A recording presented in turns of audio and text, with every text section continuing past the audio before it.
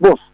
Asem A B C D. Nti ye behwe ama dey na si. Akoma FM. When na start eh course na fa no ahomate se e ma sumvi aye adwuma. Nya te ya nhwe na ya ntoto enema yi a e Ghana fo na ye di wo so.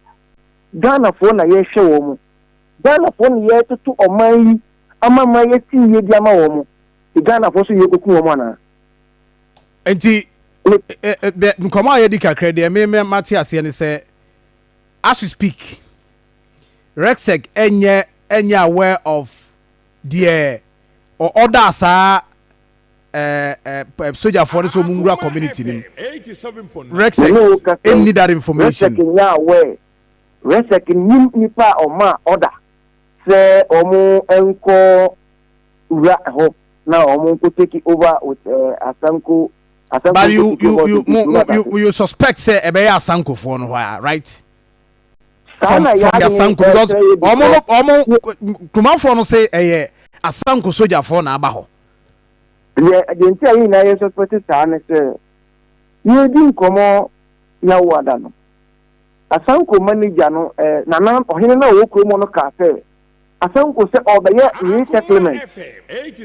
Emma ye ka kire wo mo say so we have resettlement on the Kura, and I take it a process, an event. And this a resettlement, and new opera, but we have new. It's in our corona and almost a back from. But manager now, or managing Asanko man in Casano, or say, when we get there, we need a 500 meters away from the enemy, mother stop there. So, cut 500 meters from the. I have some no more. I have Momo meeting na mo ye no. Thursday no. Friday say meeting no na minister won bi. Minister Wankasa political coordinator. Then I say omu here 500 meters away. 500 meters away. Nete u cook back of the room da. 500 meters away. Nete kunu ni eti tu mu ni eti ho. It wa me ka try say you will be tracing more. There is a certain word you use. Na so no ye manager no so no ne wo company and a company no here adwuma e dey be how the soldier 400 soldier for 200 na wo ye adwuma nya 100 series na 50 series ama soldier for a o boka na so nya mpaso.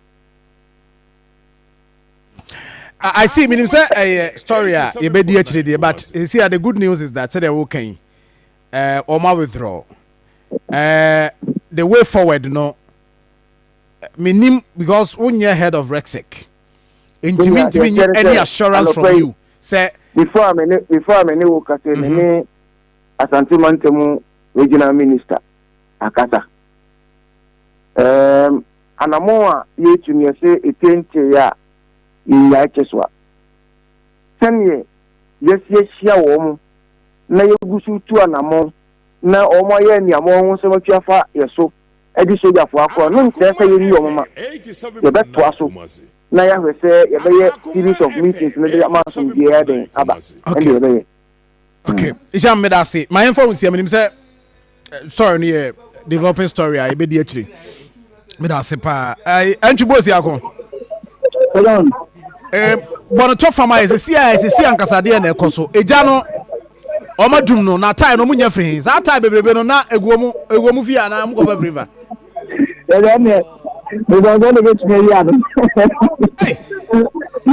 fama mi so say yeah na time bebrebe mu gire bisu di bia soje mu go free yeah so there everybody o ya de pa ebi o chen ti kura o ase ebi ko to yesu ni na ye de ko mi go e ko to asu ni na o ha do bi adi japa o ha do bi adi jaba because eduma na ye wa I see tie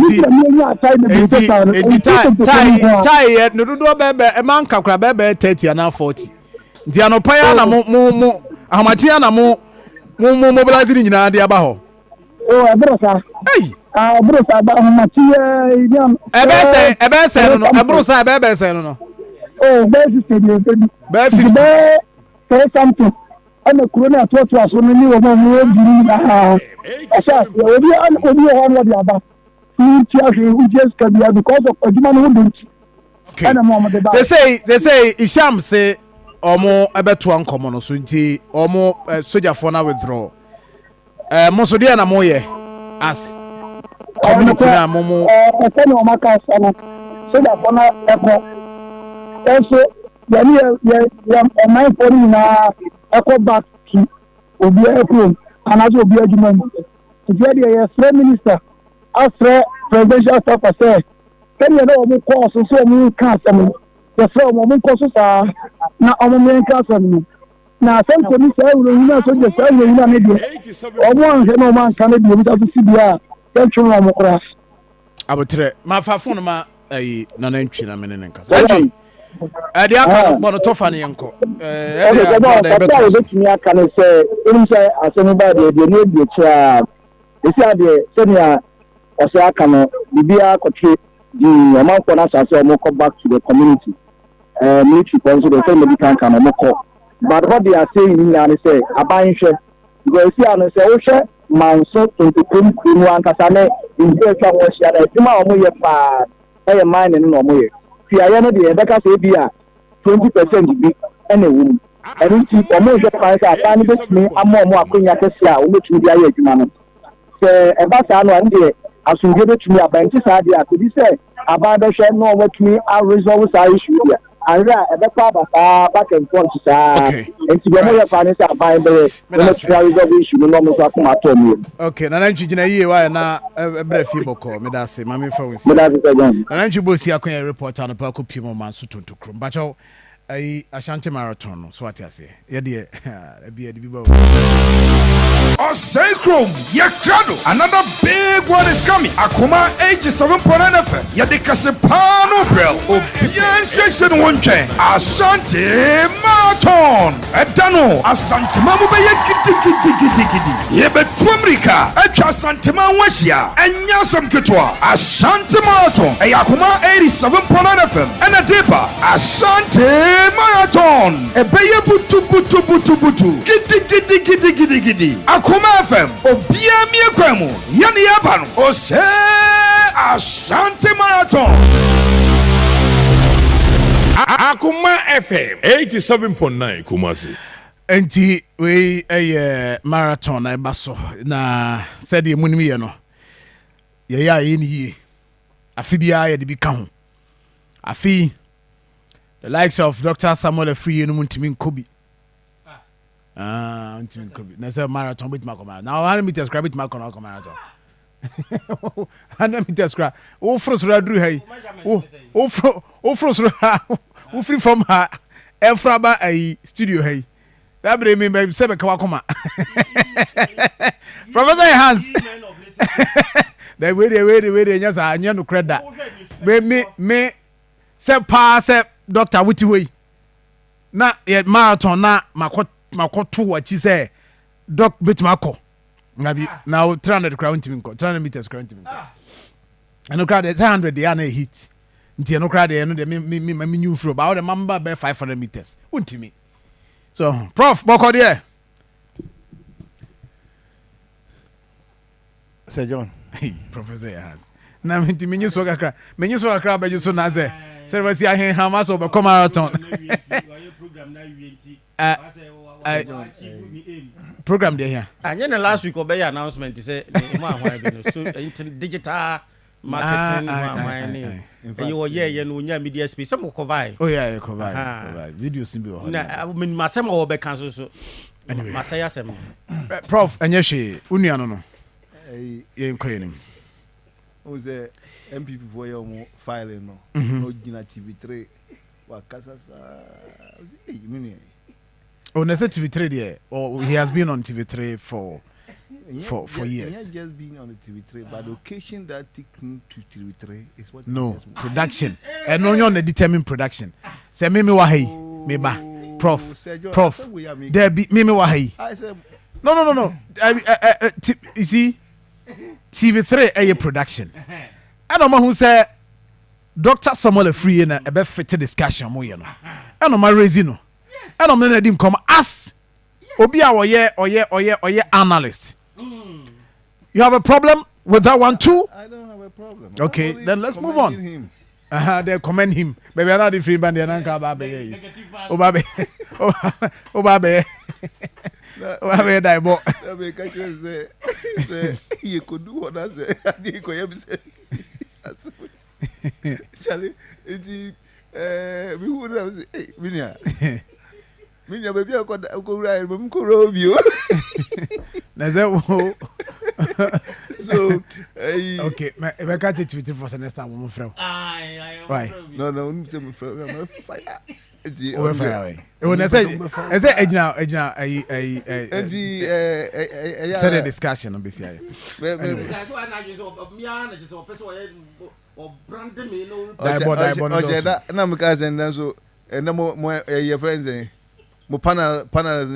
powerful. Oh yes, sir. Can be powerful. Doc can be powerful. Professor as my support can be powerful. This is powerful. Ratio of 2:1. Professor. No, really. Ukraine was a complain say 2 professors, 1 doctor. Can also say 2 professors, 1 doctor. 2 professors. Me complaining for him. 2 1.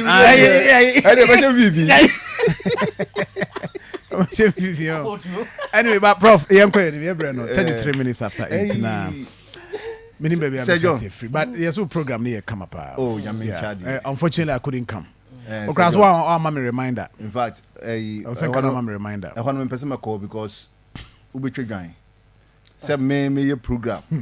Who frame ya me ba? Me be frame wamba. And the one some crowd the program obesa baby. We should ask send the mommy. Sir John number 2. Andra. Me person be dame faculty for us. Faculty of Applied Sciences and Mathematics Education. I work at Kentia University of Skills Training and Entrepreneurial Development. Me don't win as staff no. In fact, Andra na last day you lectures Monday yadma you share examination ase. A small cocktail be for ourselves at least after hard semester work. Man and a woman in the faculty, we must enjoy small and also release some stress, making sure we are moving into the examination with a renewed energy and a renewed vigor. So I want to use this opportunity to thank all my staff in the Faculty of Applied Sciences and Mathematics Education, the teaching assistants, the service personnel, and the entire student body for a successful semester. And I want to encourage them, let us all contribute the way we have been contributing towards the building of the faculty and the Akoma University of Skills Training and Entrepreneurial Development at large. I'm very grateful. All right, Ms. Medasi, yeah, Minya. I say the Unisano. Yeah, I feel the come about to say one can be a what the crazy on that because a story I feel now. Yes, so you did it. Maybe I didn't come on then maybe. Sir John, yeah, no question. Say, we need sham. It didn't come on. Import a mini free commoning in an say a soldier forum court into Krono. It was not sanctioned by the minister. The question is, who sanctioned that operation? Yes. Very important question. And my main faculty is Winchia Regional Minister, the party hierarchy in Ashanti region. Share say NDC ama umweni andaho. And kofobi de asokwa down mo achinchina. That's what you want free me. You can't DC. I said no. Be now. So NDC. I'm talking about the people in authority. Okay. Look, for military to be deployed to a community, our regional minister, who is the head of the security in the region, is not aware. Sir John, is very dangerous. And I think the regional minister should set up a committee to investigate this operation. Some community somewhere, Asanko. No. soldier for no call and yet atare no mo hye na Ghana Armed Forces atare no mo hye and asanko for ni asanko for any soldier for bia mo ye say omo ya asanko soldier for no mo ni bi and na as at the time na asem si ye no utumi hu say soldier for no mo fi rabi na ba ye o ya asanko krom no mo tie regional minister me pacho. This is a dangerous precedence. I say obi person of sabotage. In fact, me when call military command na wa Ashanti region yi. How would you No, but the point is that is military deployment to frakobo for okay, we are shenatare, you need duty. No more from without the command knowing. Even that, the command should punish those people. But say, oh yeah, someone say me say military command need who be. Please, regional minister, you shouldn't sleep on this matter. For you to be there. Then there will be an operation behind you. And I mean a yard dom. And now, Sir John, Isham Mune Omuna Afrefre, Emma Oman Uncle 2 year. Shanko for no Mugo. Sabrinkas Messi. And I can assure you, say, as some Casibisia. Nya regional minister na papa oye okro iwe nyina no o mekata so enam say sabi ono akro di ni minister no obi chilechi opedi me see o di ni minister le sie na sabi OXL no nkofo bi so akira asembo ne to na o mo pani post na die ese asemba no de e be you good enu nti na ese o ma na ni da ho more yeah. Because that's the way you see, you know. I can even tell you, say, a plot against him. How? Why? But, Sir John, how can it happen that a whole regional minister in the region, yes, we're too crowd, possibly, military is deployed to a place, what's in our way? At the blind side of him. Ah, Master. And the air warrior council is that on my meeting, ama stakeholders, you know, I agree. More agree. Say this is the roadmap. Yeah, the you go na mining communities, you know, any issues, you know. Yeah, sometimes some way.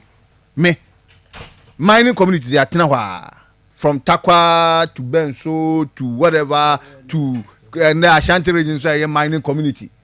Wonim assembling in an say mining communities no focus please oh what shall white is about me focus in the kawasem prof what make submission me man me tell prof rema no ba na wa chia me ama ngine so enti wa ba wa chia me enti no ya me nua biem to other to mining communities won asamba could be a one say normally mining back community mo I say mining community na nkasa no ehu the community members no as threat and omo as threat in fact at a point employing the community members is a problem. So at any material point in time, Krobia mining won't be there is more or less like a faction between the mining company and the community itself. Second, in painful sometimes a nimu between the miners and the community. Sometimes they are not sincere. Second, and now says he can walk mining muntino. At a point on behalf of the community when the community is not even well with them. It's in your mechanic say one, mudi asem we anymore. They should be sincere. Omudi no kre. Omundi no krema kromafo no. Number 2, ahemfo no. 1 minute. Omo nso wo kronimu no.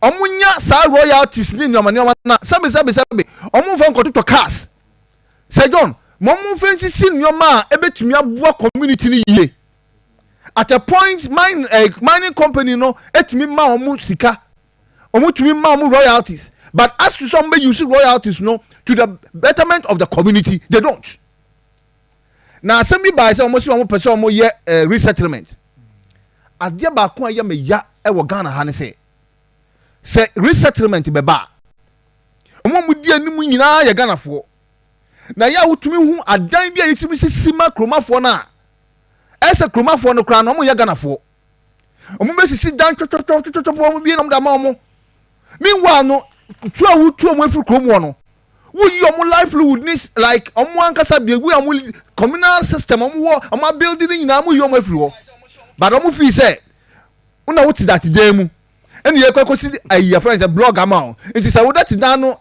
16 by 16 na blog na yen 8 by 8 this are the behavior yankasa timemfo Ghanafo ye de ye yankofo enti no momma yanka we nyina mbom na Sir John all right yen ye ye na esi ni de regional minister mejiri say we set up committee of for investigation na mo tie achi a omo kokofa asai sojafo ekoye at your blind side no whatever deserve them give it to them me that say tonto for say asanko for adia nti homuni soldiers bomuni prof Professor Hans Prince Darko Jr.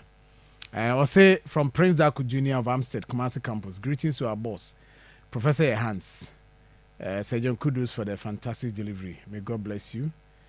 Okay, I'll say Ochiana down for Oscar, Abel, Omunina students. Now, Papa be out on Krebia, Mama say, Sir John, if you keep disturbing Professor your hands, we will have, you will have MPhil mathematics students to storm your studio. I warn you, no, they are breme. I will say, students, no mum, MPhil for no mum. I say MPhil for the mum. Prof, I say MPhil for the mum will storm here.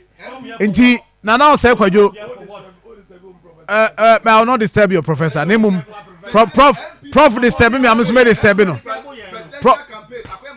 Prof, I say MPP presidential campaign. Akoma mathematics. Inti MPhil for 1 million votes is to 8 years. Then 1.7 million votes is to X. Find X. And find X no, that is if more less divide if less more divide you see they say no crowd need mathematics we your presidential candidate MPhil for no osekwajo why me I will not disturb your prof no but prof who is an oba studio ha me so ha me o and as osu eboa and as good morning and afi Isaac Akoma so hye mo am hye nyina mba che drop message Evelyn so hye for UK prof ewa ha ma prof akaba prof imade message at Twitch na me no see usu also chiao pa professors say professors masapon here yes of Kumasi Technical University na de me nka twe ada David hey you know how I catch oh yes yes and mami chia on cancer prof one him the background will be prof Professor Masapon. Yeah. Shemina, would you mind wait here? Unkasa o. Okay. Alliance. Alliance. And you sorry corner. On my agenda tiao. Prof, I just saw here dear. Yeah, doma. And what's say can you for your time come bag nanke no. Manon compare bra ya hwehwe no. Aka bag no. Yeah, one here be no mafa o. Ah no, the mako ye ken no. And the mama me cash kakra na ken no ya ta hwe ni no. Anyway, mama doc yes we no kakra bi just the developing story intino I want to free oh me free ho but no oh you so sweet hey na Dog can you can say me ID. Me students mbacho mutie. Say And I know ba ko send message wa ha.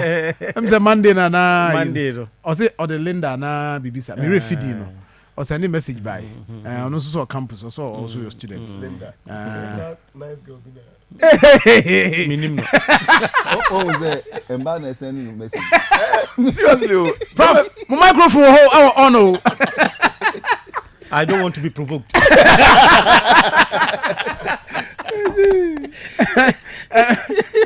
Any dog, my tio kakra. This issue I whole first time, but now RCC person omo intervene after meeting. Nasalano, I was a military stormy without the knowledge of the Ishamokan means that stakeholders are meeting from the regional minister to one staffer in charge of political coordination on the ground. It sounds something, but minimum the other candy. Oh, the American say, Galamsey fight, no. Some makase NDC omo de bomb ho sa omo ni ba bi omo de omo ti bobo because omo kan asem na de na sa kasa sa be gina omo so because they say na no ma sa ye omo ye part of it but na de na okasa de shama don't know say the party for I was having a problem with that where you use the party for because party for is NDC for now fight omo for the community na say I don't know whether he was aware of using that me party for go interview na. Yeah. He was mentioning that. Yeah. We yes, I think it's a party for na ekope galamsi any asanku for akakoye eh na wo di animu na moboa. If it is not a community and wo yi party efrim na say wo party for no na ya akoye se ti say dey si obo ase no ya ban na abenti no party for ye koye galamsi ye ma ye kwan ne enko even recognized mining companies concession no but there's contention about the ownership of the site. You see, the ownership of yes. That site no Mrantia no so mudidi so no. There is contention. Asem wo ho. Ama petitions akọ. I'm even aware they say there's another party I want to claim ownership of the site. You see, Sir John, I use a basa concession is kasemne ade di ama nkrofo so omunye. But may I have a problem of saying say wo ye aban nipa. Now say kase me party for. That was why I was having a problem. Okay. Because the moment you mention your party, that means it's the NDC that you want to champion their cause. And we have a history say aban na free sununti NDC for na abeje sa we no mo ye. And until no muntimi solve because if the party people are involved, you cannot come and make a press conference. Yeah, the way by say solve a problem no. Because you have that in mind, say party no. I'm not saying this a party be a party for nyebi. Yeah. But it should not be a strategy. Say ya take you over until and that is where the problem is still not being solved. Okay. Me nipa yamin kase nkrofo yini nyina no enti they are just trying to portray say they are fighting galamsey but actually they are not. And to add it up, say soldier for alcohol without the knowledge of the regional minister and Ishami then say presidential staff, right? Now national security so omo no nya aware of this. So omo nyina can meet the last meeting omo ye ho omo ka say omo nya aware of those soldiers. Now omo soldier so that is a question. And na omo they are suspecting say be asankofo no moment na based on the push in the meeting. Because that meeting to say the Isham kan omo kan bibia. Yeah. They came to a conclusive munyi soldier for no free soldier for bi no so omo kokko hadwen. Almost share how on resolve your seminar because Minerals Commission impending for call when petitions they buy no because the last minister can or send it or forward it to the office of the president say almost then to the Minerals Commission so almost to establish the actual owners and owner of the site.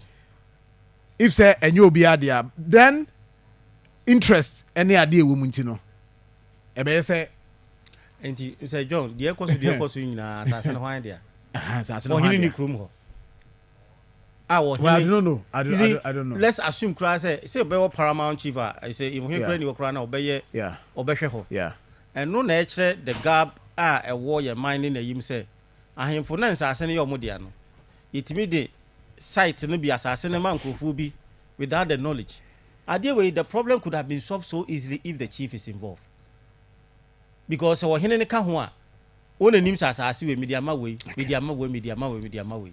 then the issue will be solved. Enti be there the mechanic say omuhwehwem especially the soldiers that went without because BBSC regional minister ne bebo exactly regional minister ne bebo it na me minim e bia no so wajeja anwoma mu a because when you don't sit down for say soldiers go to certain side issues are most solved no nobody knows na omunyam samanfo ana hwan mo dey almost they picked intel according to some picking intel nra but upon check some year you know can say no only to wake up this morning say for soldier for alcohol the regional minister okay Matimi that say prof yes from prof to doc to prof Professor Smart Sapon prof yes sir ma minti on the minimum say we are abreast with issues abreast with and I wouldn't want to claim to be abreast with to chrome in some way ekoso hon me de caution na mekoso a me issue sebe agudie nya me de ache ye betu but when we target any available green area forest bia baby hoye green kakra ennua sisi ho na ehonye asase kese so na hoye nnua na se ewo yetim se ye nwuringu ye pejuma ye mabru ni adwuma na den ye ya na adwere the other side in so yeah we cried existing site more closer to the community far from the forest then yes clear that's why person mo asankufo no propose some be resettlement there mom okay because the community no is on the distance yeah intenka asankufo person mo resettlement was asase so yeah and if they are joining ya ba so musa fan konko to galamse baby sir we a site a large you skill mine asanku just saw your large skill mine community no so na story no aye bebre na but I'm still cautioning yeah galamse ye dey amanyosem ya yegusu de ya amanyosem and rather me share Aguna East here in Sabane area mu ho na omu yi densu ayensu densu river densu a etwem wo saa section ho no na omu yi ne kala pa de kire na stream it say no pito as a tea ya can fra just say thick brown a flow nothing say Ghana but we are not looking at those things besi na yeguso promote galamse yeguso maba na ye party for sa na MPP ye party for na NDC ye party for ye party for sa na ya bo man no sabe me the honor me interest I don't know the internal issues going on at to Chrome ho but ya minim ni say if you clear any green so clear any forest and now any green now try the baako eto from say timwa you have 40 more years to reconstruct that forest we have 40 years ye wo akwara obenyina bedi 40 as an west anya forest ni yes so na yen shut down replace forest omu didi ho kra wie kra reclamation kra na asanso akokoye asem foforo nipa ni wie ya pa no agya ho noko woko Asia mikrom Korea penu akora odidi wie ono a ne fa ne chense ono a ne kofa ne chense de beje aduane no na odidi wie ono a sa ne chense akọ enso yen fiti enkola abrim nyina didi wie agya se omo bi ba befa okocho ba ni ade o fa nsanka chense o wi a onsan fanko ye de sa ade akọ e business mu ye site mi say obi to ade twene kura mfa no ho say you obi foforo na eso ba befa sa na minus you mu didi wi a no bagya asase no okọ ye obi foforo na eso ba be kata amana ne so yes ya adwene ne de me hu bi di firi kranti se nipa no be fu ni se o ma clear baby ma ye adwuma wi makata so ma duadua nneema bi de sisi so bi a emme bi pempro bi nnua bi se na be ya ochena bi mini ho no kra na chire be fu na ho so aye forest me asa timi ayu so de ade foforo no wa wie woko e ho na me de me problem wo na de manyo me na ochena na we ni sei na sei dia oba ne nyina nneema ya yes prof me that say na ayi die nse akotia no una nkomo no di pa o anya izo konkramu so free ha na wo de ayi chopper na na mana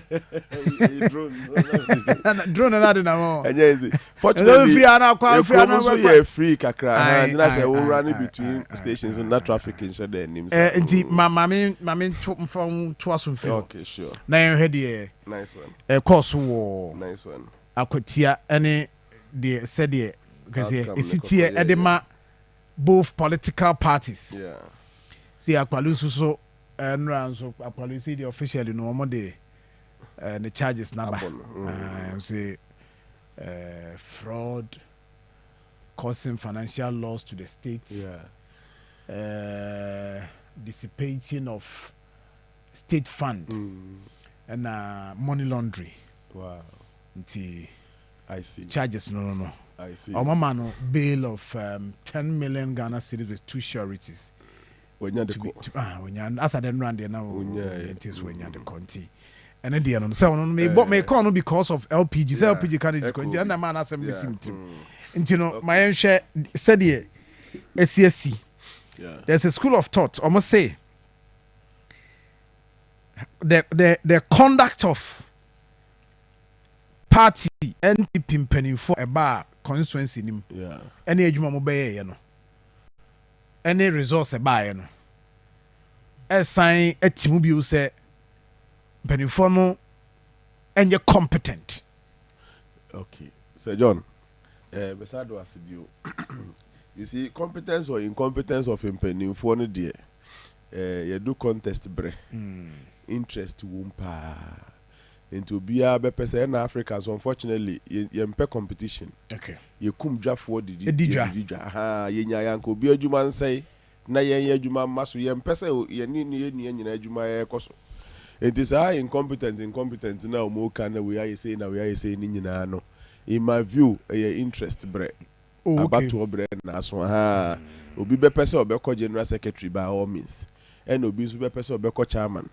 Enra miti obabi ana chairman bute so obi di egu no so den na obi so di egu general secretary so na we di egu so na national organizer me dey minim say your interest brain na so that is on that side because the kuo de mo ya ade a mo ye ne se kuo e na me se me ni obi wo kuo ba akomu na ye ya ade na minim ne nipa na ye kra ma adwene di kan a madwena ma nipa kra se ne o ye no eboa ekuo ni interest nyesa I don't have to know exactly what you are doing, but what I know is that minim nya wo ye kra nya wo ye no ebua ekoni interest. I cannot think that ujina wo baby a wo say niema. Baby a wo bia na se ma adwene ka kire me say nia baby a wo no nso wo ye niema yi. E na coordination ne ade ade work in progress. Okay. So musua from their past. Enra na kase nyina kan hubom ne ekoha ne yanko ene ye kan ho aboma na ye team we must understand on the table say ye team way far na se wuni ha kra ye hu say wo ha into those things they can take it as work in progress enye sa ade a ene na generally ne o kasa na ode ne sa point obi ne kura no so kura adwuma wo no ho okay ai so mu nyina age tum say as a party adwuma kase pa ba da ho no mu a so mu hwe no mu ye nie lessons from 2024 no me sure say bia omu wie flag bearer no a umbetenase in the cool heads sisi we are there party ne munjo ye we did number nkum you say fine x that we did number nkum fine y yeah it's interesting times but yenye kuo sa say John minim ne ntia me ametenchen ya sabe me dibre nu omo in terms of politics. I only know politics as a science, but say practically politics dey nkomo mu ka say dey nkomo politics ni match pass yen. And so they don't know that, and also they forget conspicuously that we win together and we lose together. Okay. Often say NDC lose by 1 million votes. No. na John Mahama na lose by 1 million vote and I say NDC na lose by 1 million vote. In another breath, they will say John Mahama. In another breath, they will say Senka win by NDC win 1 million lost by there Mahama lose ye. Did you hear NDC for saying it this much? Say Mahama lose by 1 million vote. NDC as a party, muji tu musa dia na party ni nyina kwa kwetena se. Na mo yem homework na mo fo say Senka win by there and MPP na win. Na me na mkofa ha na me na ye say wo hu na me ye wa ha. Na ma win na ba na say lose bad dia ye say enya MPP ne lose yo. Na nipa ba ko bi ne lose ye. And who told you say if nipa ba ko no and I say obi betimi abewi nipa wa eye ono nipa ba ko no. Entimi nyo ono nipa ba ko no. Party ne ho do. Obi owo mbi ho do. We ho do na keka bom keten polling station one near to aba no. Ebi mpo anaba omia krom polling stations e ho kra ye just about 100 and I say 120 ana bibi ni krom ni constituency ankasa. The next constituency no ono onfiri ho enti ye obi o ye campaign wo ho bi ho do bi ni ne wana na ka kabo man se ni se mo ti ase sa mo party ne be ye nya sa de ha esie ho ba kwan abo abi awramu bi me ye NDC a political advice pa na me ma no if I was an NDC like in charge of NDC as General Sedun Keti and Bibisa. Me who say kwa them sa no. And I will intentionally employ people and pay them to dirty it more. Measure that francophobia to moka 10,000 a month and 5,000 a month chale ba omian monko so anse no and I ken no monko so anse no. Mo o say ken na o say NPP. And I say ba omian so o say NPP. Nti me who say mo a yentua moka kra master te say mo resinia me discover wurem.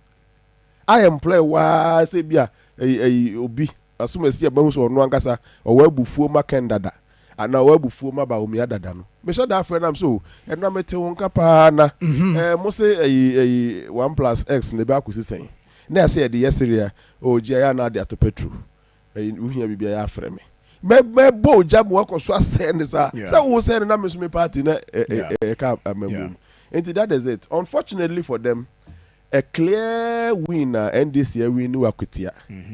Any idea a normal for me by elections dear. Near young one say, wow, one channel, Obabe Dinkunim over MP Noa, ni party tisono. Okay. And no, near see any normal occurrence in by election. Okay. Because you see human being, be a Darwin's Becker said the human mind is a rational mind. And it tells towards where there is development or potential development. And to Sebio, non-common are very simple. Akwetia for here dear bibri, Mwakwai, Binumu Hensu, say bibri. Yeah, Pobi about just development of the two. So John, now yes said then the human mind is looking at development there. And now majority beko for lawyer. B3 and that was my analysis prior to the elections. And because it is the standard, the normal, and yes, it was rocket science be like that. And a higher stronghold there and can command very different. But Kasa, when there was nothing at stake, no munim no te kunyaso krano. Omo mutu mabako benkum ni fadada. MNDC winning 4, MPP winning 5. It tells you they are very, very dynamic. Umukoha no mabaha. In such a constituency, not the only positive. In fact, I said on one of your sister stations, Joy News, said it was going to be very, very rather difficult for the NDC to lose than to win. And that's Mutimiko Lusu pass, Abawe Patimi Lusu Dia. And then the answer is very simple. The people didn't trust that they would deliver the development they needed to them. And yes, I didn't deliver development. NDC. Na pass a share so to about NDC dia. Let's say development, they don't trust that NDC will develop. And no penny, the only reason. And yes, the normal thing is that it is so easy for the NDC to win the Akotia. Say that let's say that where from the finger pointing and the day that is coming to it. To the MPP, I'm answering your question. A time where SOB are Efaneboko, cool heads. Both the national for no matter binumu kasa rough and no apology be our platform so kasa rough we are betro apology and then the penny na ye na so faso say penny asem si wo dem mu aje so abegina abontia beka and I'm afraid we wan fa and I'm going to hotels in Yama, and I say, those things, there are no issues for me. Okay, now one your hotel, no offer her, then I then the for me, it is for the moment, my kunta and I mean, India, I'm independent than like many political leader than Indiana. Trivialities. Cheap issues. Now, never that bonte na way na man away na ma emphasis will be any so. It maybe they should calm down. Assume I don't know how call na when in kunim. Fortunately, on one in near Nedin kunim. Yeah. Because I say university for frona baby am here juma scholarship we buy scholarship we better one will be so way they smart. Because now medium research and data analysis they will be buy no be so way they smart. Unfortunately, na minimum chinchi na me World Bank for project be poverty and human development survey. Na the mark tun so na no chifu praso. And na me assess human life and poverty and then ye frame me as at times na network into say nemre ya aye.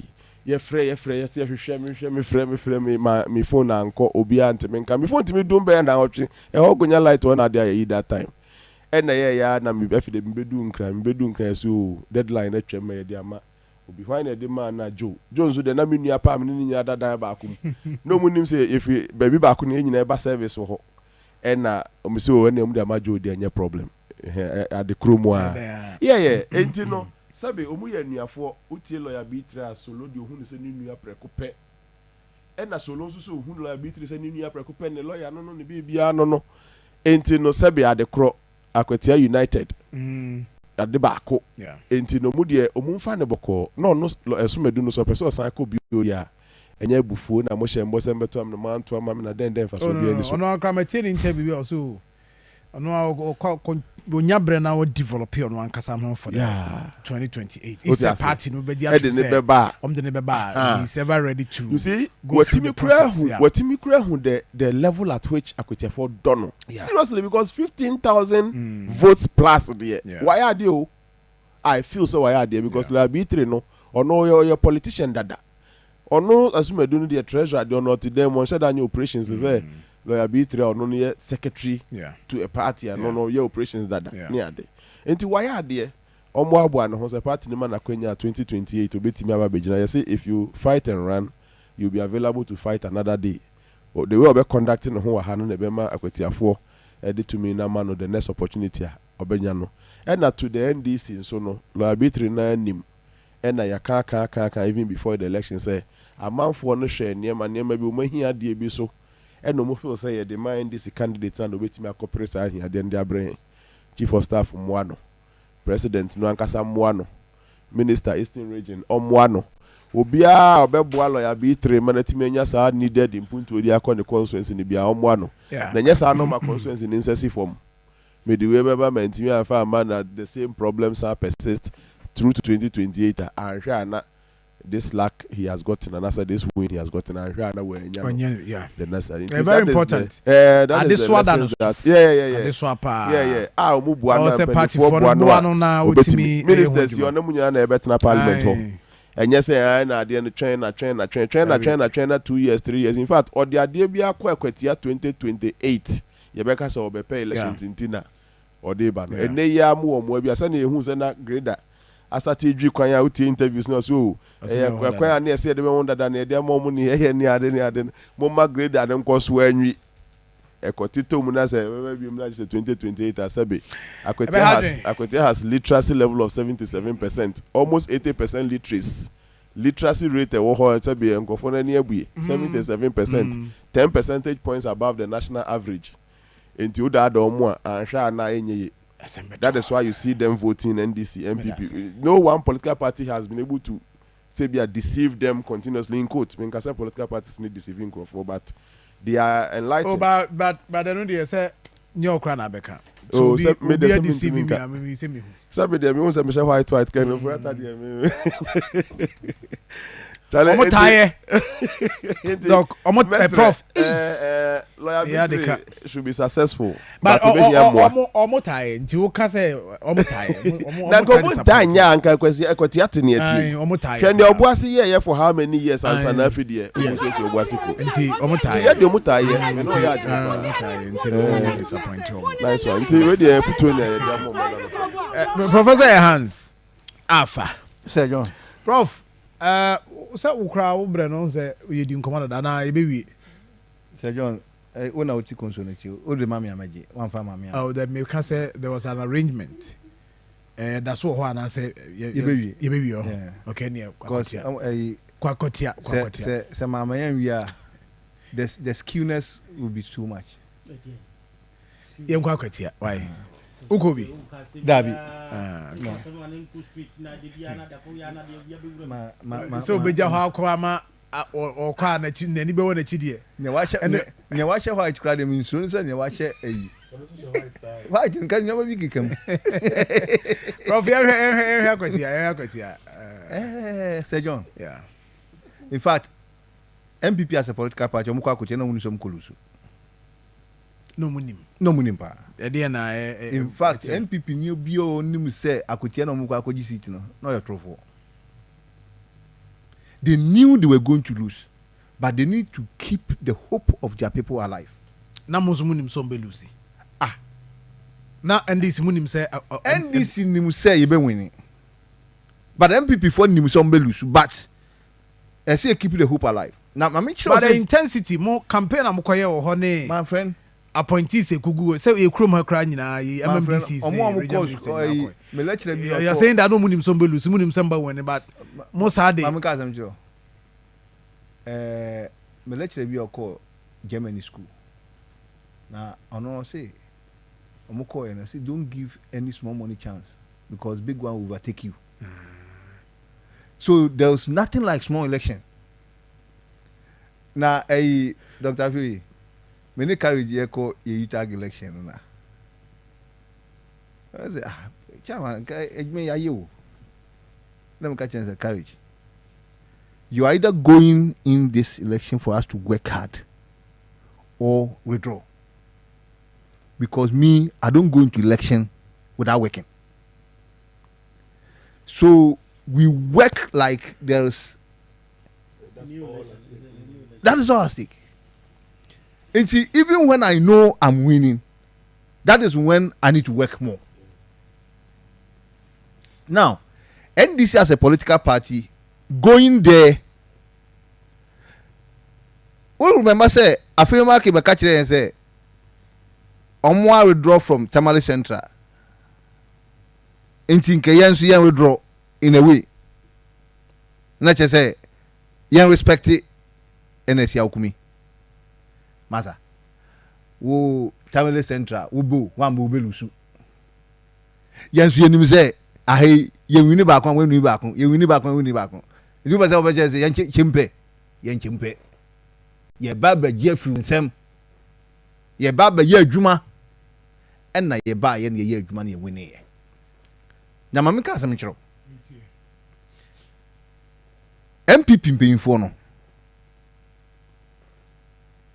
they benefited from this election because kabaye Ubia di bi bae sika free oh masa na by election ba before you sika wum kakra because again the sika baba ye friend ko election they must some disca coy yes sika na de coy and this the nka sabi abatu obi ani wa sika nim nti wo ka so mo de bi bae dia mo so mo de bi coy na me kire so mo nim so mbe lusu de nim so wu lusu nti no sika na de ba no ka mfa ya adwuma ba ye nim se be wini ne de sika ba de adwuma o jama kana say ye nim say be winning is ska bia be bia be adwuma say be winning but one nim say be lusu election ne de sika ne ba oh ade ne be lusu o maza enti no mo ma yan face kan bi ntu ba bi because ye di ma o yan fa mo e be lusu sa na mo ye ne tie ne say MPP as a political party sabe media min kan omo tu omo futi say Dr. Free say no any Dr. Professor Pon say mun tu omo fuye media me ka bi aboa mo MPP political party ne ho no mpanyinfo no ntia futuo party ne sei And the party so like one party state and yet there. NDC MPP said opposition the party MPP need to be strong even when they are in opposition to ensure say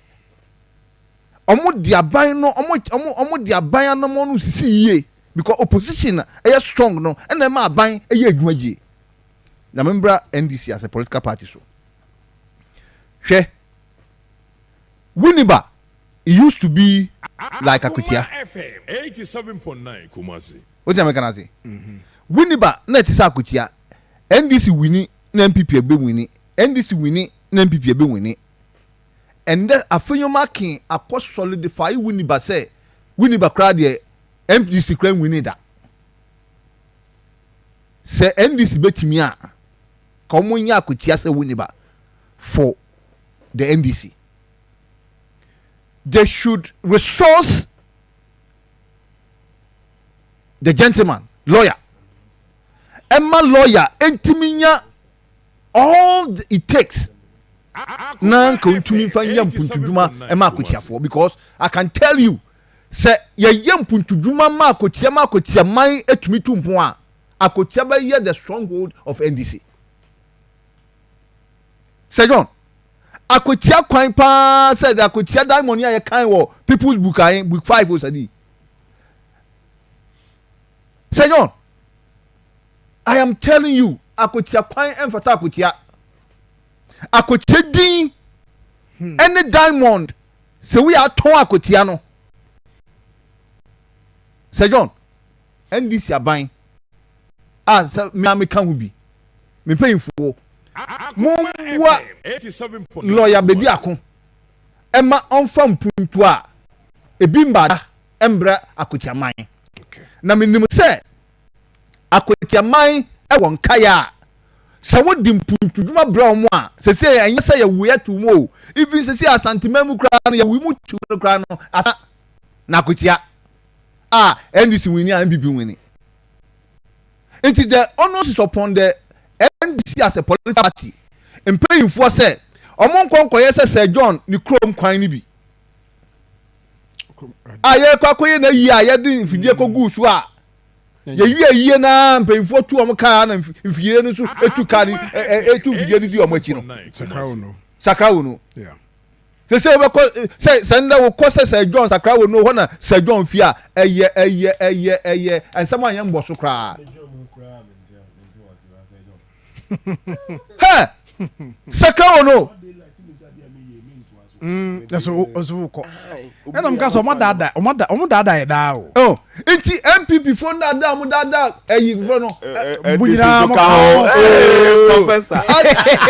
Asebwe wo ka Sakao no dia na. Sakao no this what Sakao no dia ni. Na Sakao no this.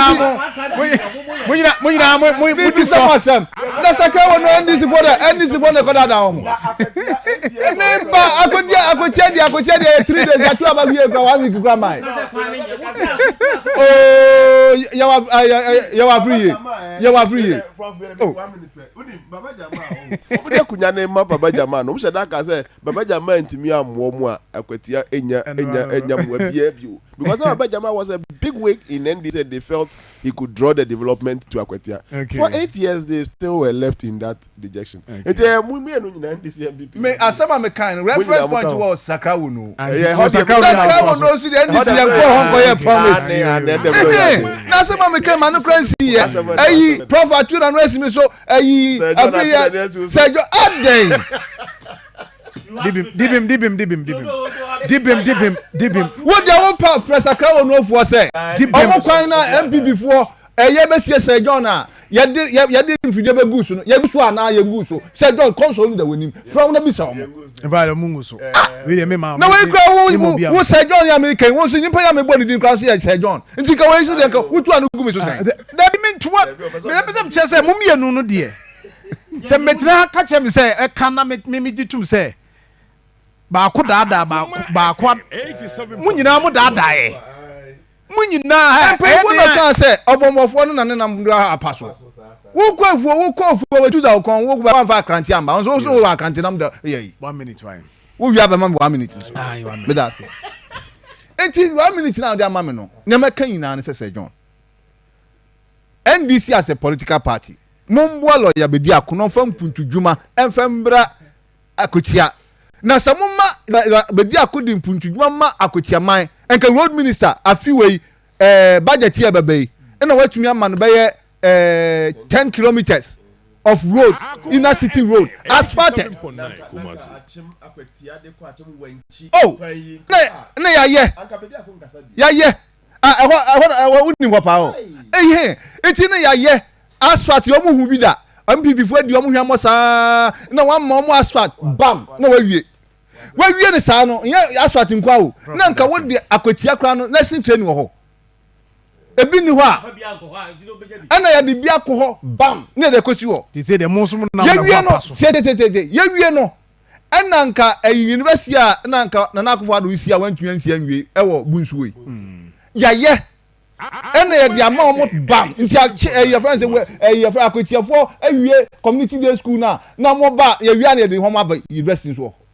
It's in a Aquatia, you crown and you revamping the diamond gold mine. No. And then Kia Musa Aquatia said the Aquatia, a NDC Aquatia, a young big Aquatia. That's it. Yeah. 8 months, and this if we pay attention to the mining. Oh, okay. Their systems were shut down in terms of light in the transformer, and then the transformers have been reinstalled. Light has been brought back. These are all 24-hour economy. Nyamana, oh, me that's it. Prof,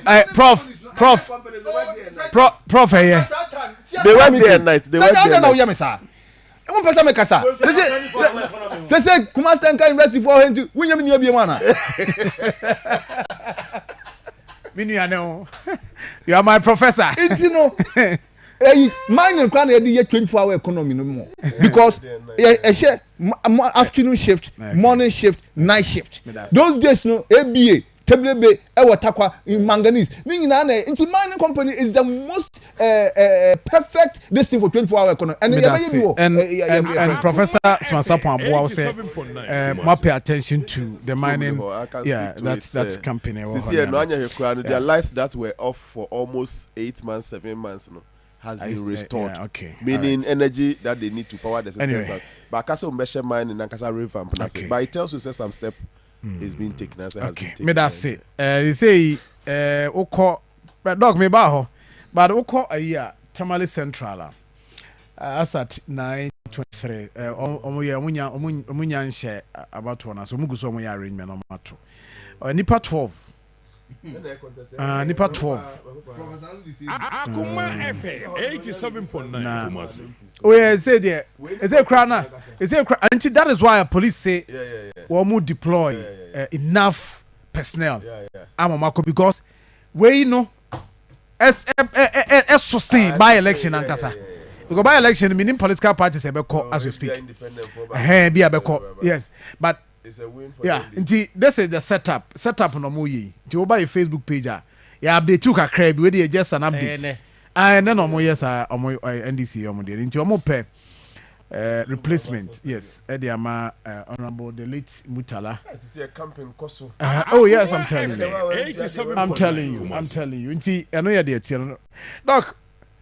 Yeah. Bo am here na enko ehwe idie no. Ehwe we die no yeah, Kotia. Kotia kakra now dey. Yeah, Prof. Johannes agia 24 hour ya be ye na.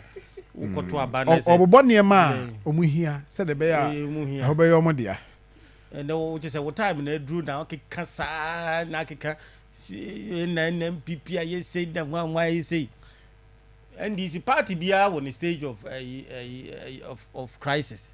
NDC for akubi mwa ne wa be ye na yire ho na ene party na de Akoma FM. It's your time. You enjoy it. Na time bia be so party bia head ya bedu baby ye try he say me na me kan hwe anim he say me support to dabi chief of staff Julius Zebra. I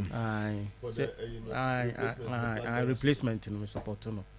Say obetimi abedi President Mahama de. Na say dun ketia dem say party for na nkasa na de no beko. Ni drew ha yin de ho begim. Ye be ye campaign ni bi pa. Party for na de no beko say. 87.9 no party for no. The person de no ko.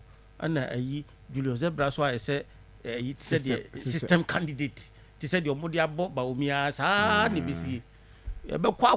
There's a wo so no. Be system candidate. O bompa say ejantumi eza. Oh, a very interesting contest. Dr. V, do yourself. Oh, ni fie ni Obian Fred was asem we. NDC a political party of Ghana. Aye. Nti bibi e koso bia se de wo ka se. Na make say wo kan ya wo say we de nkanya yi but omuma so mo MPP active ya wakama for. Ya e be ka ya. Na MPP for dey come for. Okay, we are near Baba. Yes. Toko no. Akotia there. I think the NDC campaign was effective, was focused, and the developmental agenda na core. Yeah. We also the one empire idea. But the kuruma obey. And the candidate itself, another issue to set it up of. Akoma FM 87.9 because or can say the literacy level is 77 or 70 something, and then when you pick the lawyer, you pick the minor, so microphone because say now one ever represent the constituency, and it is one share the dynamics of the constituency very well. One here because the constituency and the kind of people microphone the young person representing or more. So the candidate was a factor. At the same time, the strategies that were put in place. The MPP, as I have been saying, Abano December 2 years for me, and I still stand by it. By this time, they won't mean form because more an impending. But Eldino, and almost I said no more interim executives be and handle the processor. I think Senkebe me energize it. I'm for I am more interested in the party activities. Currently, the Ubia pursued the Professor Saponka and say Ubia pursue his own agenda. Into my coordination, I'm a center chairman. Chairman ka at least obe ever represent a certain class of the party. Could be to me control certain ni PSB. Some say you misbehave. Could be to me any Makasano. She's all only ho. Anna acquire first one and let me tell you, party structures and executives no be our focus. For me, the general secretary cannot control Canada, Japan, one because only that weight. Yes, so only that weight. Look at the saying Katia. Look at Fifi. Look at my own Yamin. Who said, "Oh, shut down for now. Go through the party way." I'm not demeaning the other executives of the MPP, but when you would your match boot for a year, the MPP was lacking. I don't know how affected party. It has affected the party strongly, and I so be to me a year the open coordination be. At the same time, because of that, the National Council or whatever, it take most of their responsibility. Because Omuntimi and Kamum and ye Adiabi betimi ama party no aye. And I confess I know my way in Aba. More question be let me answer me to us. 87.9. Say the nipa nimfie nkwa nimfa say wait wo form. Ye de ni be lead omo wait wo sora. Don't you think say the reverse say be do be an waiting so wasro e dey be di nkrofo so me immature do mu wait in soro one dey be difficult work to do. I was thinking say anka the young person na ni wait in soro no Onukra should have little work to do because the people he is managing matured. And the challenge, if any, is standing out of the immaturity of the presumed mature people and not so they're giving omuma the perception and they say assume say onye matured. Aye. Omo na was come here matured. Emuma You got that. Emma on no problem. I see. It is more no mo be nya mo pe. Yeah. Not then you come and blame the young leader and say when timi antemi mo, when timi ambo mo, when timi an shati on you. Which is which? Idea be any baby. Australia. Idea be any baby. Doc you was. Me time make me am be me ma.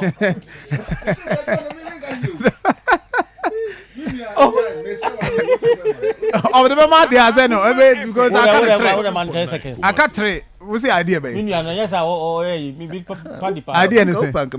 Idea. Idea ni na say. MPP fo ankasa no. Omo gidie wo youth ni mu no e wo fo. This is tactical. No, allow. Who yes are the politicians who are smart to pitch it against you. The point is that youth no. The respect for the youth. You see, NPP has a point, you know, believes to say party no like they believe in Bemwache syndrome. And like this guy, Justin Kodria had a good will. And Konwan Kasanka, he should have stamped his authority. But at a point he couldn't. Because they didn't respect him. Is that it? They were manipulating him behind the scene. And he was a general secretary, all right. With the 5 time. You see, Sir John, the name can say, who share the executives are Ubia was a specifics, especially over generation. So, me say the chairman no a weekend no, and I didn't have at all. Just secretary. Secretary could have used a lot of opportunities to focus on the young ones. Now the internet ketwan penifon some more ketwana ye cannot too. Then penifon by chairman who elections in Anuni. Elections in Anunkoyi. And I'm saying, sir, the problem is the inability of say executives, you know, ever working together and say the provisions manipulations, baby. Say General Secretary issue statement say nsembi amoke kamunyai Akoma FM when ya be chwa ba mpemfo anim ade tie no bigina 87.9 na ya tunsa afri ba konso no acho letter ya beto social media so onko ne nko kina. I mean when you do that and America no I just say mo mama adwuma na diama mrantie no enya diama no ono na ntimi ayusu na iya wode don't blame anybody because you have the police for you have an authority there be what shall say man can say you don't blame current situations on current issues now starting from somewhere. Okay, so did you be a one and take action so as not be do obi take action and the initial not say prof your hands say I didn't care buy no and what that goodwill no making sure so be you so see area ya. Can you say I could do 50 years? A man for in the year. You know, you don't treat somebody different and come and treat another person different. Now we expect to say you can stamp on authority. We are party there. One your firm, no one your hard there. You can't get it on. And the party Nankasano. May I still say, our position, chairman and secretary. No? If you are a young person, you can't control them. Okay. You can't control them. When I'm talking about young, I'm not talking about yes. Yes. And it sounds good. I think he's getting some it sounds good. Goodwill. I think he's getting before so be make his declaration no. I'm telling you say after Akwetia no. Na me nyam panifo bi a personally o maka che me say they wish senka say be our dream be about that presidential in you should forget it for the sake of the party. Na omamaji chairmanship no enye. Yes, and that is a good strategy. I declare also Obeko. It's better than your original chairman. Original chairman. I am a Canadian. Yeah, can't do ways of yeah. Not just say I no. I work around Doc, you mami 1 minute. 87.9 Kumasi. Enti akwatia de At this point, akwatia de NDC for na akobo mo match and Omo win match no. But me catch a professor on ne azo kanum sa yi no nkokrafo na mo na mo kontokwa no mo ni munya ntokwa kron no munya ntokwa kron nya de Is azo kare Chababuga. You know two people you can liken them to that concert thing they did there. Bukombanku and Aite Powers. Sometimes when you see that these people, I say, "Obey Yaza, Obey agree, Obey range match." The match, you know, because I could do why your boy Aite Powers back, open Aite Powers therefore. What your music heavy? Sikarashi match na to me. Are you saying say they quite normal stage? Oh, Master B, I think these are people who have come. I mean, I told someone, Obi friend na me say, you see, they are from the same place. Yeah. And now, Adeba Consoni say, Omono, Utie, Chamambuga. Look at how you remember. Chababuga, which was younger than yeah. At a point, you won't say that respect. You can see that Chababuga was not more or less like I said. But I staged from the way I think. You think that was staged? I think they know themselves. But yeah, war 20 minutes be. Hey, there be 20 minutes. There 20 minutes.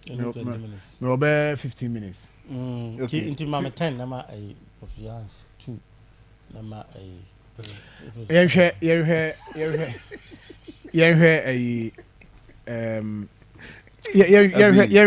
we dear no toko no dear no. Prof. Yes. Yo. Mami started from. Akoma FM 87.9 Kumasi. Crisis so say sabi abwana ntakra na ma ehu abwana ho ofe. Yeah, no cray. Some people say omu ye a beautiful party a. Enye say omu de omu adwene ko hye nipa binum. Ha. Sabi say ye me ofa aboache jako dia enie okasa metie mebu no. Ba say kokoye osumasi dia okasa mintie mimbu no. Ba say kokoye fence General Secretary Justin Kodua dia okasa mimbu no. The population of this country is youthful. Yeah. And to say pass a youth akwa General Secretary. You see muna mobe man na ye relevant. Most are looking down upon him. More na most say moyi. Send your hands can there me for me a smart reaction. Me say me too na political in same thing ba me timpa but me nya NDC na me nya bibi me who say me missing kano. But a person me NDC and Kasana your hands can stand kameka. It tells you say your hatred for youth. Sebe mumpe mebuna sem no. Mo de kwa could do even soro. What it means, Professor Mills by now, yeah, Minya Sami minister, Kuja Tomo, yeah, young ones, and MPP pension can you disrespect them. That is a serious political twist and coming with the Bebau. Yeah.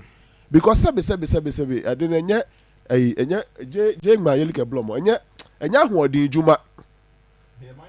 Do you get it? And Yahu di Juma, ko China, ko Israel. China kwad makweche, ko Israel ko soldiers are omu adventure wars no. Kitten, but I don't know. And a Juma. Ghana soldier police who quite say so yeah, TikTok this, TikTok that. They go and see their soldiers. And I'm speaking to what I know. Go and see that. Who will be a cute, small, on fast side news soon. Let's try. I didn't need answer there. Naturally, height cry no more you cry. So that's it. And the adrenaline answer near the idea. Don't focus on age. And away bear muda ben. And away on some what stature. And away what tiami I mean fee. And okay, I didn't cry and say me metian. Me if I'm the general secretary, I was never going to shout on anybody. I will respect that sebe. Una so ye penny. Ka obechiri nyansa. Supervising elderly should have been rather the simplest work. And Namunina Sumun Sabio chairman Stephen Tim Nane home fan. Yeah. The kind of supporter general chairman general and the best supervisor the NDC. Amaminu if you quit Juma, I a little moderate no. This guy didn't have that. Why do you hang the dog and give it a bad name? I'm not speaking for him. Me PR man. A contest, I believe. Okono lusu we lusu. Okono wini we wini. But at least he is growing. He should have grown on the job by now. If not, someone mama work here. If I hope mama chairman Jako Emra. Marfo before from a general secretary. Moi munua. Me share gloves. Moi munua. Emfa. The moon say mu. Me share gloves. Mumra me punch. Aye. Nanya ayi chairman. 87.9 Kumasi. And America say they made this argument during the top and down, bottom then as you said, Jamaica Kotoabana, all the polling station executives will be changed for another one to bring. Your constituencies we are say MPP must recruit people to get polling station executives. Okay. And then they talk about baby ma NDC team zero. Nabisa who says polling station NDC ni ba kukure ni omuni branch executives. And they talk about my MPP zero at some polling stations, and you ask yourself, at least they say they have 5 per polling station. And you be everyone if this is the attitude you are going to give to everybody that comes, Oba, I will continue to be radical. May expect how can anybody beat anybody in MPP? Anyway, but that's it. I took 146. I took 146. Abana in this situation. I'm saying Abana crown 2 additional petitions. They are outstanding. They are not first one but technically a mute. Those 2 will mute because the consequential effect has already been carried. 87.9 many committee no can come have honsan ko the other 2 nim. Bakuna abanwa is okay. Media your hands prof uyi politics free side you mo enye me say edunu so be kan show me which part of article 146 has been breached or which part of the constitution. When I hear things like that then I laugh. Sabi. Politics are mumma. The process started politically by one party for no. Enra chia said then Kokroko peace Friday Enra. Na NDC penny back refiniding. Greater Accra regional bibisa. No 2%. Akoma FM 87.9 No 2% sem kwanchen ni bi ka sem. Na se ebetimi ye NDC na firi ho say we dear munim said ni finsu shawo NDC nimti ni okano entimi nye the views of the NDC as compared to say be a national officer and now former minister na MP bibeka bibi eno the oyi party ni when tie nye because that person sits in high level meetings and he can qualify to represent the views of the NDC in the same point president mama na no kan ebo din say meyi madam tokono afri honum kra no see what others said about the woman before I hear Kwakotuaba. Yeah. National Electoral Commission so some now I fear here with my many DNA because Sebi for the Electoral Commissioner to be removed, there must be a Chief Justice in place or supported that cause. That is the procedure. Unlike the Chief Justice, then they call President Hono. ECD Chief Justice Ho. So they feel I'm for calculation, they say. And the EC is next to follow. Also, what is the argument in town? That's a yes, you ever be one no. You share the home come body be and you say you be watching quadrants and ebemwa. Ebemu we are say, Bosha na share the yen no crime. So if the Chief Justice remover, Yetimia preempted politically. Baswa.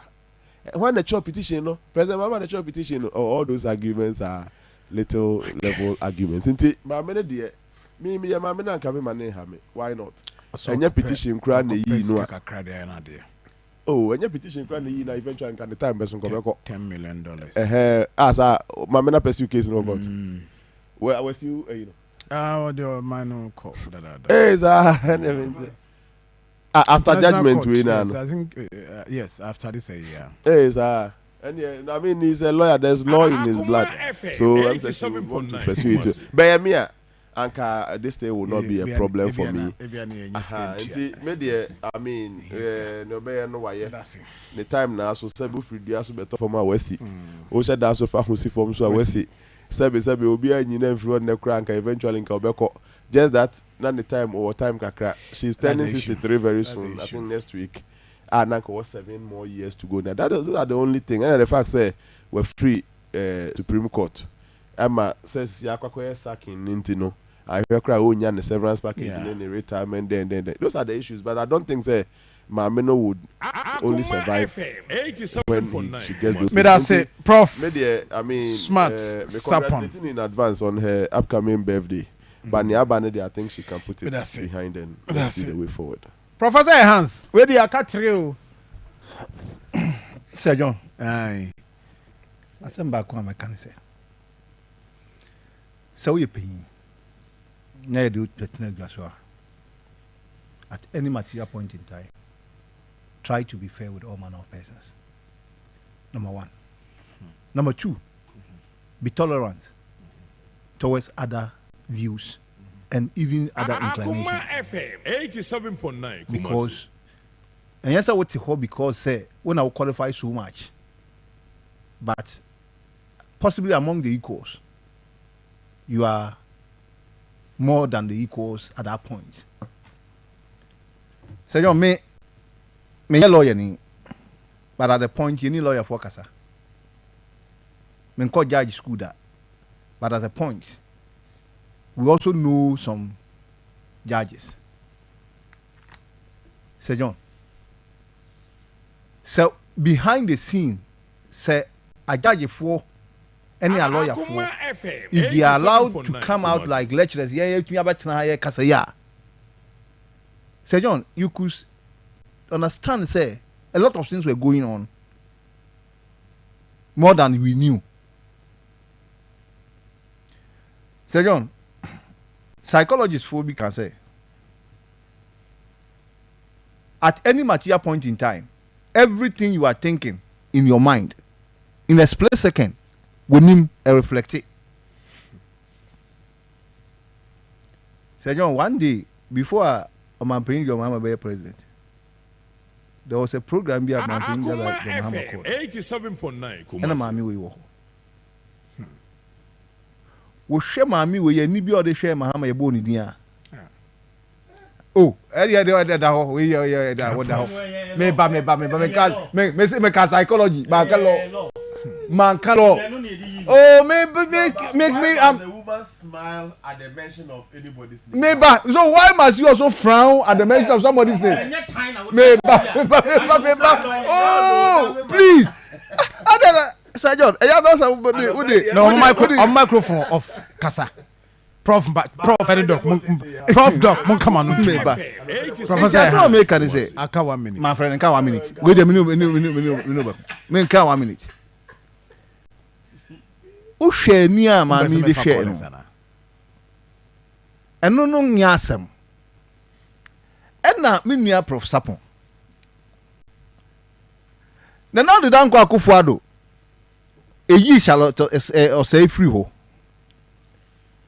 Petition now, more call the petition in Bayern. In fact, at a point, some people even believe, we then believe that the petition was written in presidency. Petition is a lot of saying. It was written at the presidency. Let's put that one aside. In Ghana, one constitution. When the same constitution is implemented by MPP, they want Ghanaians to clap for them. But when it is implemented by NDC, then it's witch hunting. Please, make Kanina say. One, Mameno, obedi Chief Justice, then pay for a whole. In fact, now the Danko Akufuado the fan paying for become the man. Ask yourself, say, how was even the treatment, the respect, and other things are like in Confona Uno. Uber to a man ordinarily, if not like politically appointed. Nanke yes, okay, Chief Justice, you didn't say in seniority. How were you working with them? Ghana Armed Forces in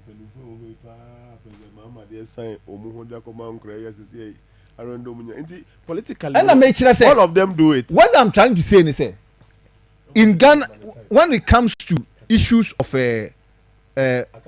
Master, open up me phone number.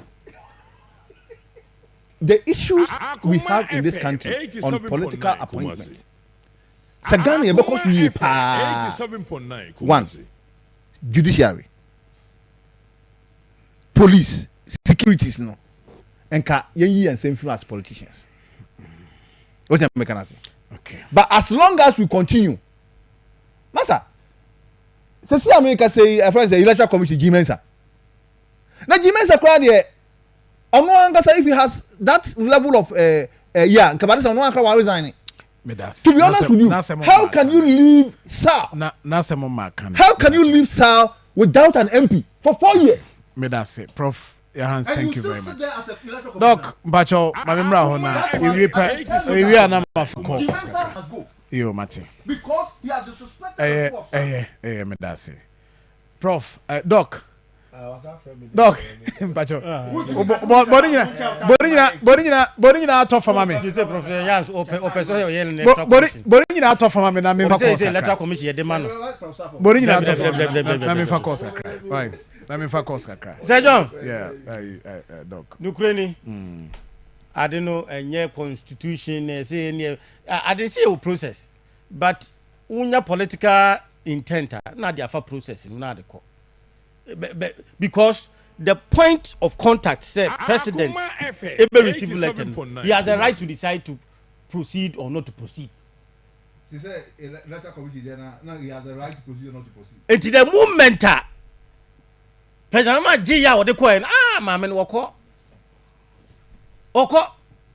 and it was political and it has ended politically.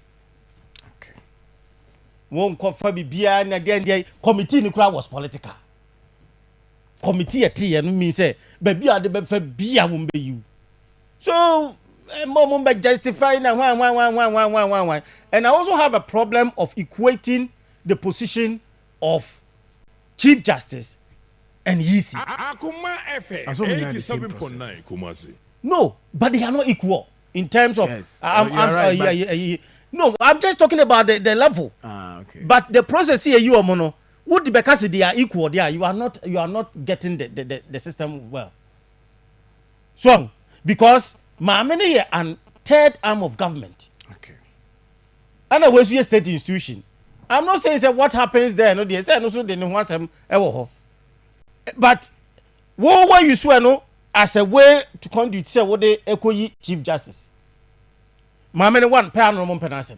Okay. Panel mbuso mu yini free ho. Okay. The strategy of NDC say omutimi enya inroads in judiciary no. Judiciary no. Okay. Omo say because President Mahama say judiciary na balanced. No, one arm of government you can interfere. President Mahama say judiciary is not balanced. Inti the only means to get the woman of normal balanced.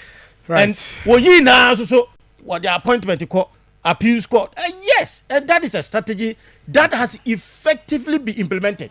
That's Now are you there? Easy for no omunko. Okay. Because petition here the code. Okay. Petition has been sent for them. And you know, me na me catch Obia me say would Obia am reference me say okay. Me da say me ba cho mama focus kakra na me ombe yi wo mo me da say ombe yi wo mo 032249 I say because there's one fan call obi di kwadi oba support 4497. Hello, good morning. Good morning, Sir Joe. Pum to say. Me nua bibia boko mba cho ye monitor ne enko. Good morning, Sir Joe. Pum to say. Me to nka me nua O de ise ni me dadu office ko Sir Joe. ba cho ma minti o. Ma me mbo aba so na me chia obejefo na me chia oti ko. Office MC o so o chia pa so je oti. Sir Joe, akotia ba election amko yi. Na opana ba ko kese na MP ko ni pa so mbe so eti se eti la o se e kasa ke MP ko. Omunu obetna ko nja so e mu so se mpunto be no mu ya ma akotia manya a omu ko position ba election ba omu san ko so aba na MPP. Because nka mu ye mpunto di ma akotia ko a enka akotia beto aba na momu enam to bu ba mu no omu je akotia fo hambo se akotia fo hambo ma mu mpunto se di bi so aba ko no eni sa akotia fo so aba che na bi che. Me da say ma me fa we. Hello, good morning. Good morning, Sir John. Yes sir. I'm Pastor Jamal and the Mediwadu of Market. Me nua enko e. My mention work in housing minister honorable Kenneth Ajay. Na mention kwa bere is MC honorable Joseph Amankwa. Sir John, na me say because the constitution na dey ejuma. Your NPP for the enko na your NPP for the enko na. Because assembly NPP affect constitution and they are right. But ban NPP for as a different. ya ma ke ko yi MP ba ko that was 2020 ayin no mo so won here boni bia no kwan no eduru ba be de one the way mpemfo no mo ka maame amoka ye wo ha national security MPP time onu kura be ka o see the way ye judiciary and aircon like enye tata mi na honorable doctor mo no ho mi na no mo ma hu se maame na ye mpomfo bia o tu na se se faje da bra wo bi asem o tu transfer the bill o tu mo tu di tu appointed judge sama o pe no mi na obi an kan ti amfa ho. Okay, may I say hello, good morning. Good morning. Yes, madam. Sir John. Yes, madam. In fact, your friend Florence, because I say father. About from I'm into you. I can't make any say. Yes, JS. Sakotia friend here, mobile normal the Abana Saya can who parliament or normal dorsal. Omu ko bibi enso si bro no so. Send your day am kwala e be say.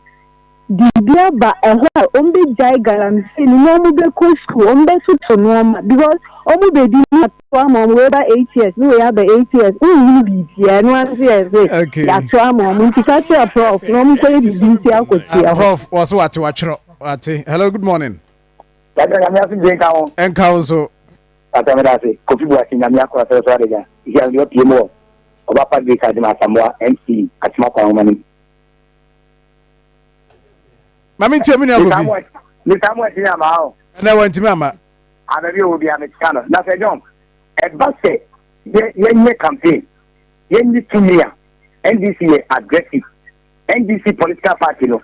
Omu kasa no, omu kasa mu ye bibia. Unsampa omu ye. E ti se John. Ye mesre government ni se na dawroma. Se amanfo ye bibi mawa. E ase akwete nipa a won kaye. We are back to our two man only reading money ready the piano. And you put your photo and you know. Only the legacy be a something with the near put the make a home. Or you be this, the 2028 NDC all the way. May I say, Mama, for last caller, good morning. Good morning, Sir John. Yes, Emilian ye. Emilian. You have a call. Enyanko pardon now so eh me adomboko na mami tia marriage na chama na kwesi na me kwa ma asem so Sir John che CJ every mover you enye NDC nkuana na e complaining about CJ you former CJ no na enye NDC nkuana che so Ghana nipa ai ya wo me na ya creating a best set na adie ni kodu court a say best set any driving license any or passport in the prove you citizen pa na ye ko yi driving license any passport ni ja best set at one it make sense in fact na me dey no wo honum because no be na push no behind okay, Emilia. One penny for ya Jimmy Dasi pa na yenye birthdays mienu na yen sorry. We mienu yes, my yenye we say happy glorious birthday to Jamfua Charity. Dodana Fro Agudie, CEO of Charitas Royal Catering Services Ewo TUC Junction Kumasi. I say Yankupon Shan on your cassia, we free Ala Hassan Aqua, and what do we say by? And I will say so a Docas, kind Docas, UK. Today is your birthday.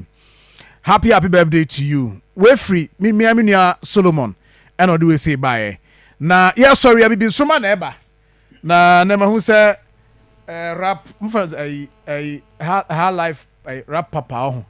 Yeah. Her life rap papa. Yeah, I see. Or a rapper, or your entrepreneur, or your producer. Yeah, I see. I see. Reggie Raston. Reggie. Yeah. And then on a baby cinema, and no exclusive interview. I see. Now, or can't be a very, very important. Now, as part of a baby cinema, I don't say so. Adeba baby cinema, a person man for whom you say, like Bibini Bia or house outdoor. Now, who say, we are also maybe. Yeah. But in Pimpin, I be before no about Fiabua, a war Yabra Bomu, and then turning Quasma Yuko Montino. Ya na ama ye do be crossing your home. Okay.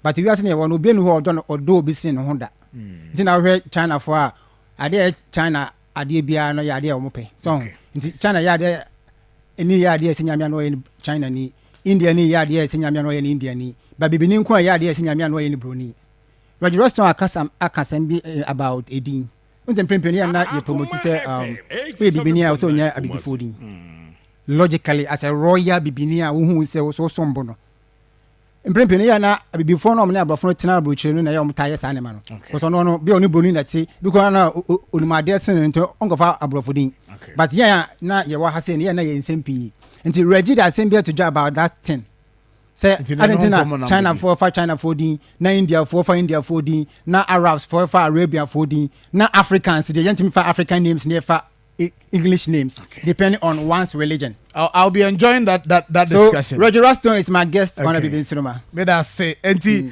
but on come wait stay tuned. Stay tuned. Na yeah na no so be firm.